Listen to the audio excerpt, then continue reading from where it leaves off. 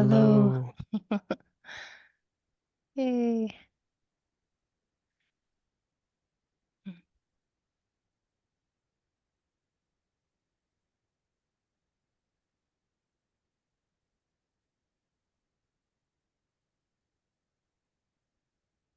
Good to see you.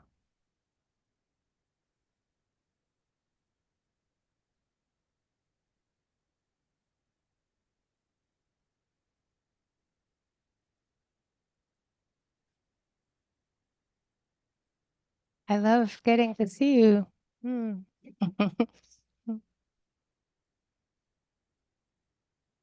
Oh, we hope everyone's doing well. Uh, Hmm. As usual, feel free to take a look the other page, see who's with us here today.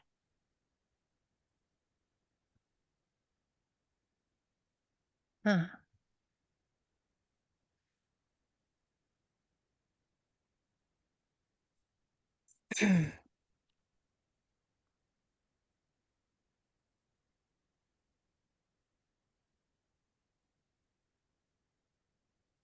Great. Okay, we'll get started.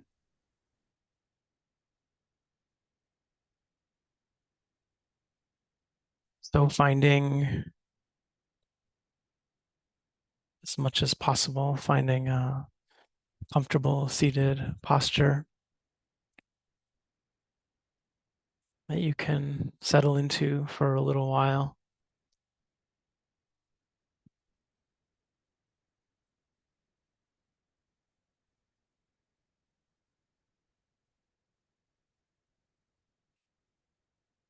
Letting your eyes come to close.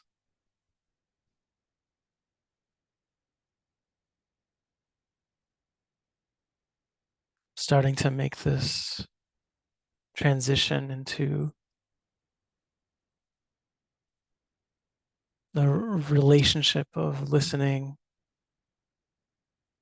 of receptive attention,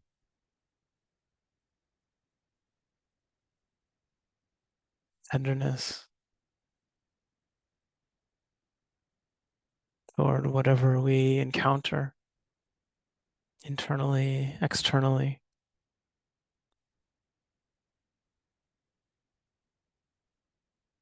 during this short period of silence.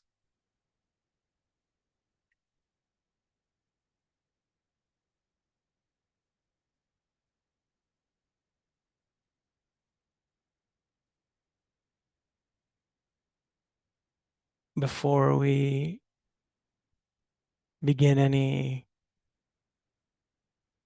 intentional directing of the mind, directing of the attention, can be helpful just to notice what feels naturally arisen right now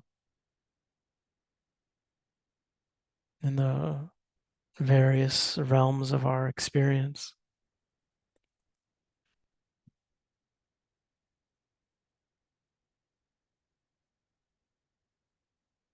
It's happening in seeing, smelling, tasting,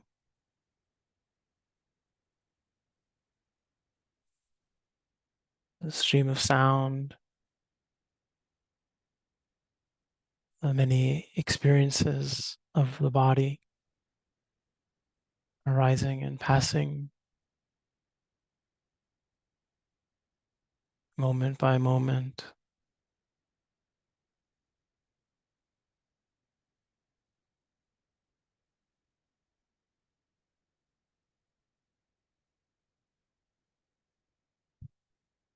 Whatever activity of the heart, mind,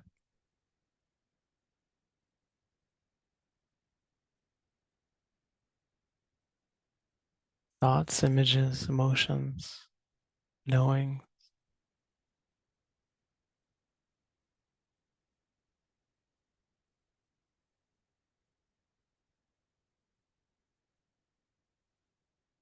just seeing to what degree we can notice what's happening.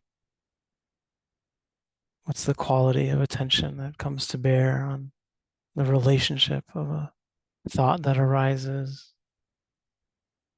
sound that passes,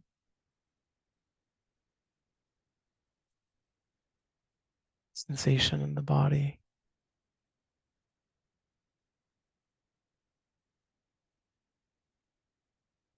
Do we notice?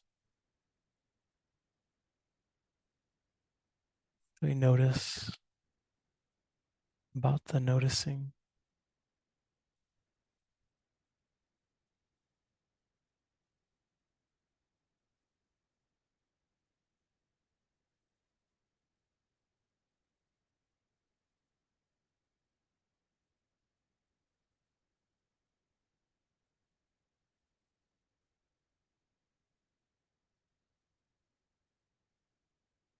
And sometimes this really is enough in terms of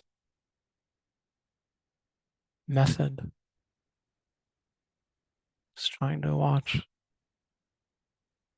receive, be aware of, be kind to whatever phenomena we notice at any of the sense doors.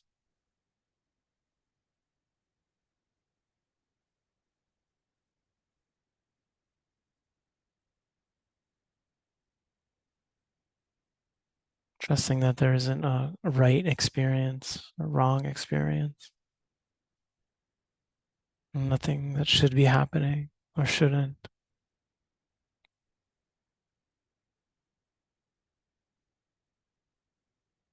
We build up these concurrent moments of mindfulness. Concentration builds, mindfulness sharpens, softens.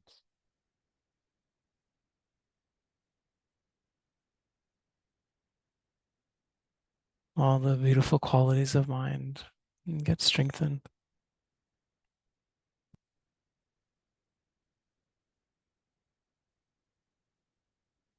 without needing to manipulate or manage.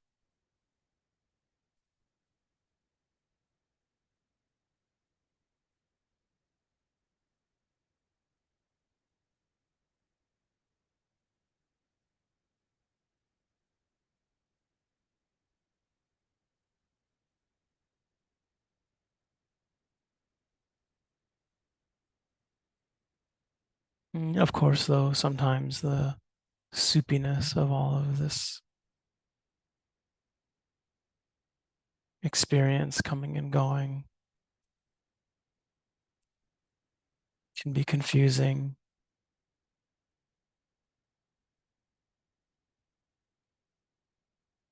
The messiness of it,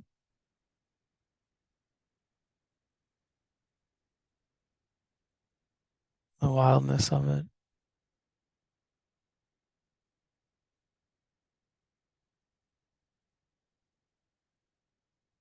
And so finding a smaller field of attention where we practice this continuity of attention with something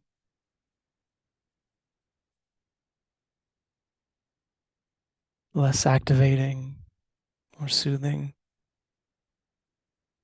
or neutral or mildly pleasant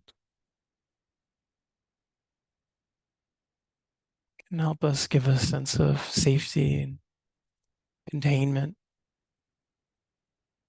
structure to the practice.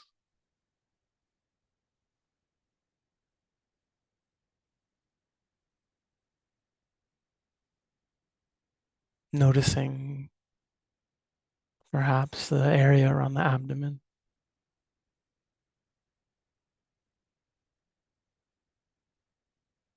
and seeing how it changes with the natural movement of the breath.